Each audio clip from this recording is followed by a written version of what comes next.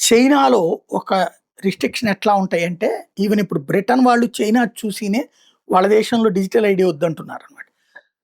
అక్కడ చైనాలో 15 నిమిషాల సిటీస్ అని ఉంటాయట. చెక్ పాయింట్ అక్కడున్న నగరాల్లో ప్రతి 15 నిమిషాలకు ఒక చెక్ పాయింట్ ఉంటది మనకి చెక్ పోస్ట్ టైప్‌లో. అక్కడ ఖచ్చితంగా రెసిడెంట్సు వాళ్ళకి సంబంధించినటువంటి ఫేస్ స్కాన్ చేయించుకోవాలంట.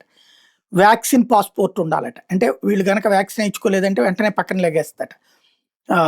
పట్టుకెళ్తారు. ఇప్పుడు మనకు గనక ఎయిర్‌పోర్ట్‌లో ఆపేస్తారు. మన దగ్గర గనక ఫోన్‌లో అదేది ఏ పవర్ బ్యాంకో లేకపోతే గనక అట్లాంటియి ఏయన్నా మన బ్యా బ్యాగ్‌లో పెట్టేసి మర్చిపోయామంటే, అది వాళ్ళు పట్టుకుపోతారు. అంటే మనల్ని పట్టుకుపోతారు. పట్టుకుపోయి సవాలక్ష ఇష్యూస్ ఉంటాయి.